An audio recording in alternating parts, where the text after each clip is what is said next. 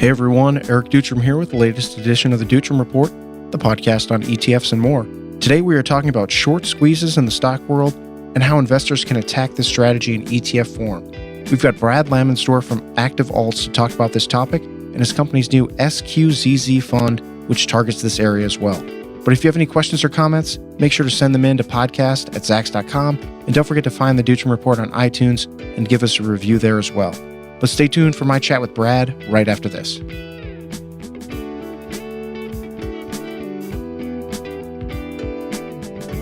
Okay, Brad, thanks for joining us today to talk about a new strategy for investors, which I think is going to be pretty popular, and one I am excited to learn more about too, and that is a short squeeze approach in exchange-traded fund form.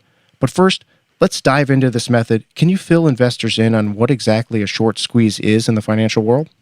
Yeah, so there are specific times where a large percentage of the float within inside of a company, so if a company has, say, 10 million shares outstanding, the group of people or just a general amount of people decide the company is not worthy and that it may be going bankrupt for whatever reason, and they'll short 3, 4, 5 million shares of a specific company.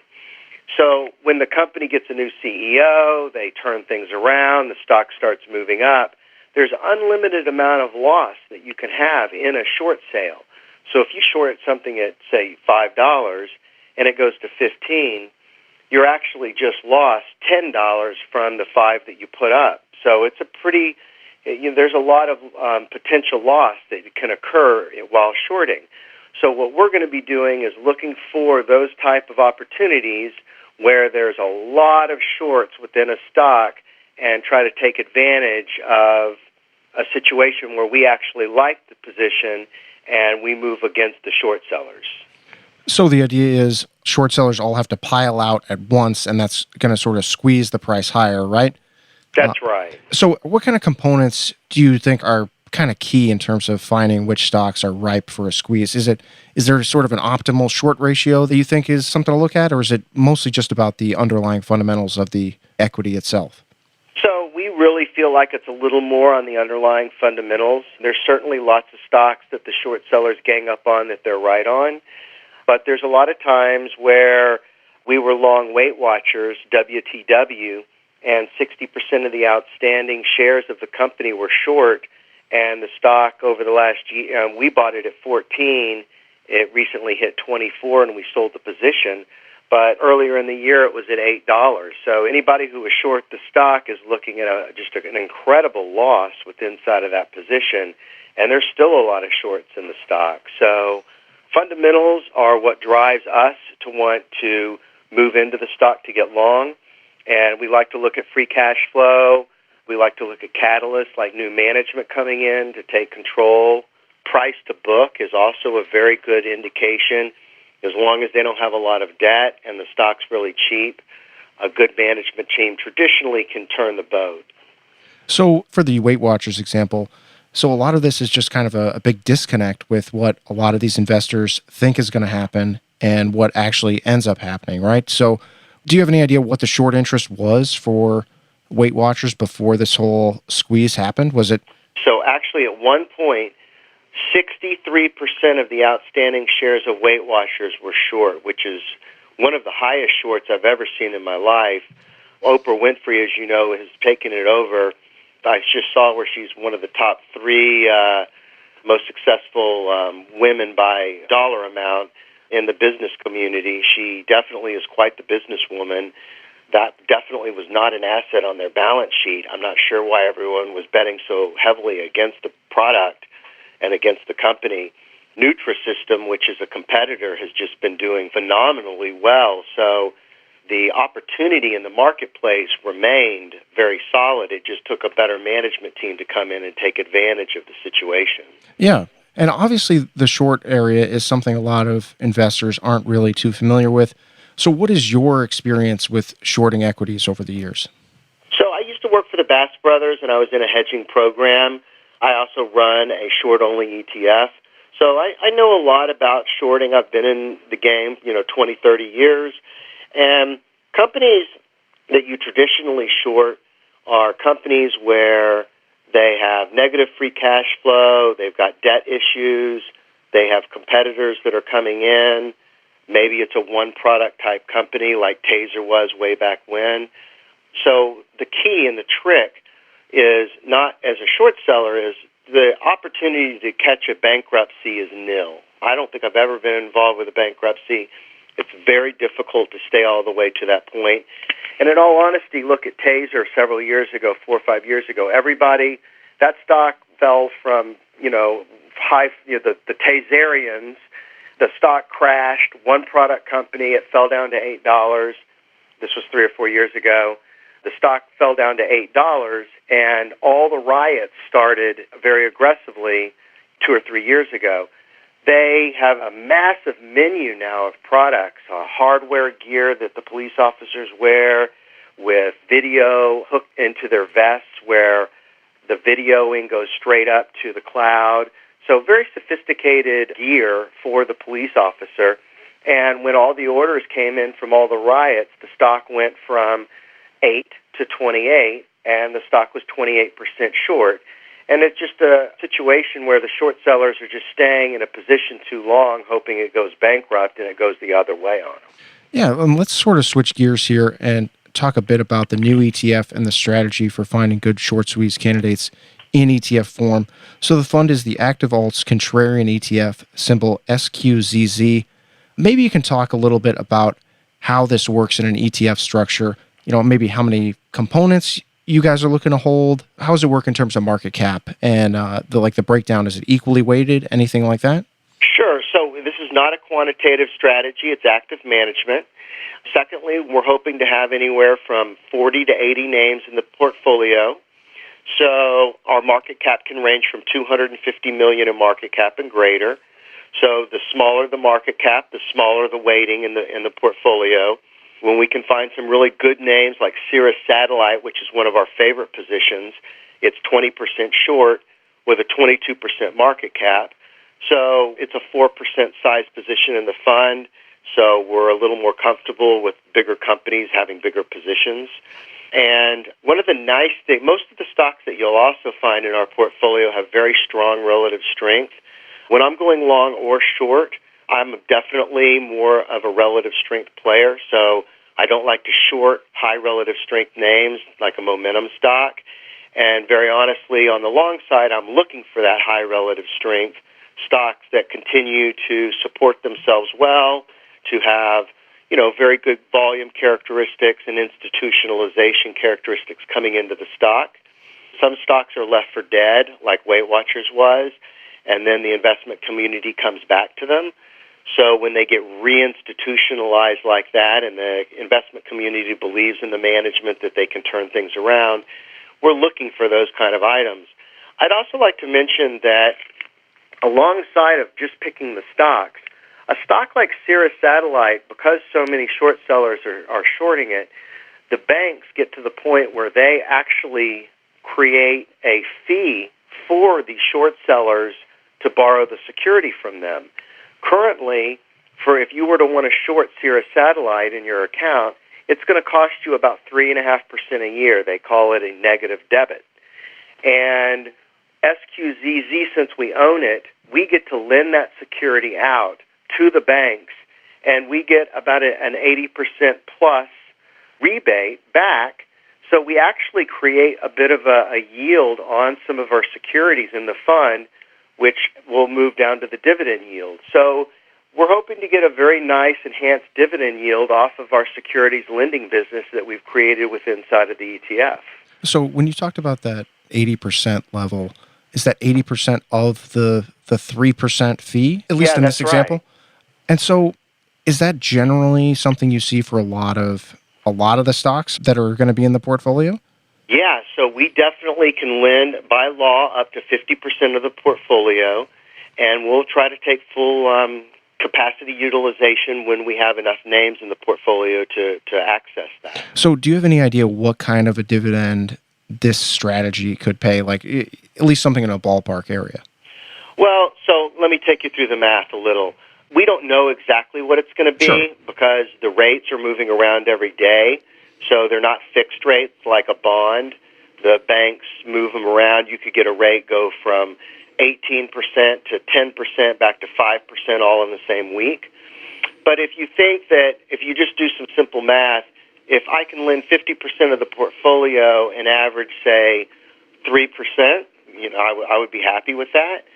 That's an extra 150 basis points for the dividend yield, which, is pretty nice, knowing that your dividend yield is over half of your investment gains over the last, 100 years, as they say.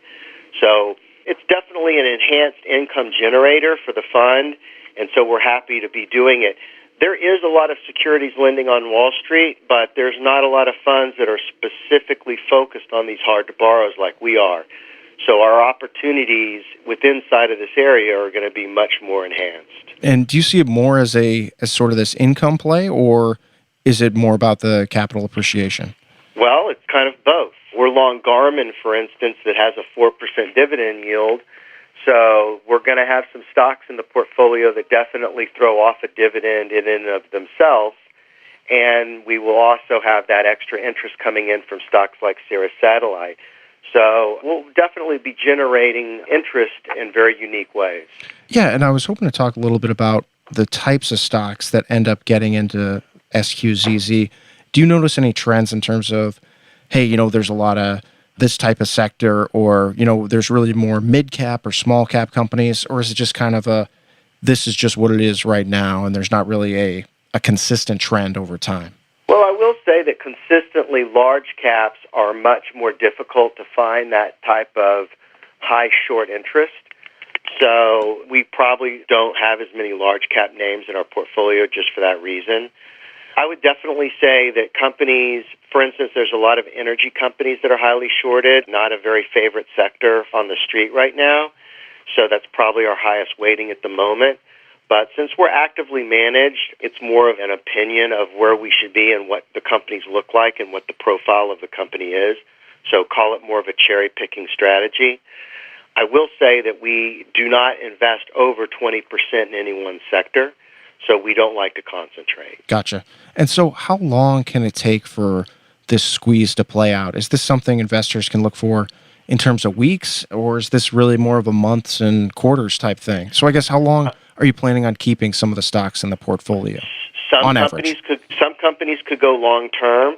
The fund is down about 15% in Chesapeake Energy right now, and we love the company. We love what they're doing. They have a really solid turnaround strategy. They've been in the natural gas space, in the oil and gas area, so it's not been a very popular area. But I do think that, book value is $10. The stock is half that, and the potential is there. So if we were to hold it for over a year, we would get long-term treatment, which I don't mind. And then there's other stocks where we know that the next few quarters might be very powerful for the companies, that management may have changed a few things like they did in Weight Watchers, and it works out much quicker. So traditionally the market's going to decide that. I wish I could, but sometimes you got to just kind of wait and let your research work for you. Right. And so on the upside, let's say a stock is moving higher. How do you know when the squeeze move is over and that, okay, the gains have been played out here? Is there some sort of methodology that you look for? Not necessarily. When the company starts moving up to a valuation that meets back up with its peer group, when the stock gets too far away from its 200-day moving average. So short interest is reported every week, and sometimes you'll see the short interest come down when you see a stock. I think Weight Watchers dropped from 62 to 28%. So you'll see the short sellers covering, and sometimes if too much of the short selling has been covered, we may just take that as an exit and sell into their buying. Okay. And let's also talk about the expense structure for this fund. It's obviously a bit pricier than some index-based funds, but maybe you can comment a bit on the actual fee. Is part of it because this is a much more intense strategy relative to some of the other more index-based products out there? It is. We consider this an alternative product, and like the other products that I run, everything's around 150 basis points. And a lot of the companies, like the bigger shops, and I won't mention names, But a lot of these companies that are offering very low rates on some of their index-oriented products, they actually keep a very large portion, a decent chunk of the portion of the securities lending business, which we just spoke about. And I'm passing through the majority or all of my securities lending to the investor. So actually the investor's doing much better under my arrangement in that they're getting the full amount of what the shareholders are earning off of their own stocks. The other larger companies that are offering very cheap fees are actually taking the portion of the interest and keeping it for themselves and subsidizing a lower fee, which is not what I'm doing. I certainly could get into that game, and I could certainly take a portion of the securities lending business and then lower the fee dramatically. And, it could happen, I guess, but at this point in time, we're trying to give the shareholder the benefit of giving him all of the fee. Sure. So how do you see this strategy fitting into the average investor's portfolio out there? Well, like I said, there's some income generation. It's going to have an unusually high dividend yield, especially when, we're more fully invested. Right now, we're only 50% invested. So the capacity for what we're lending out probably is a bit lower. But it is an income generator from that securities lending business, and then capital appreciation. So people that are looking for active management, cherry picking in securities that have been highly fundamental, that have the extra push where they understand what a short squeeze can do to a stock. It'll give you, buybacks have been very powerful for different companies. I'd say panicked short sellers are just as powerful of a buyer. Definitely. And anything else you want to add about what Active Alts is, looking at on the horizon? Maybe any new funds that you can possibly tease right now? I can't tell you exactly what we're doing, but I can tell you that we're going to be coming out with some very interesting long-short products in the future, and I think the marketplace will really like them. Working with another very well-known company that is involved with alternative orientation. So we will continue to work on alternative products, and that's why we named it Active Alts, because we'll be in the active alternative space inside of our strategies. Sounds good. We'll definitely have to be on the lookout for that in the future. Thanks for coming on, Brad, to talk about SQZZ and the short squeeze strategy itself. I think this is very informative and that listeners are going to get a lot out of this. Thanks. Thanks for having me. All right, everyone. That was Brad Lamensdorf from Active Alts. You can check out more information regarding their fund at activealts.com. And the ETF that tracks the strategy goes under the symbol of SQZZ. Well, hope you enjoyed this edition of the Dutram Report, and make sure to tune in for more interviews and discussions on the world of exchange-traded funds in the future. And for my thoughts on the ETF world, make sure to go on over to Zacks.com and check out the ETF Investor Service, which includes my top picks and commentary on the markets. And don't forget to find and review the Dutram Report on iTunes. And if there are any topics you want us to discuss, feel free to reach out at podcast@Zacks.com, my Twitter page @EricDutram, or leave us a comment over on Facebook too. But be on the lookout for a new edition of the Dutram Report each and every Thursday. And until then, for Zacks.com, I'm Eric Dutram.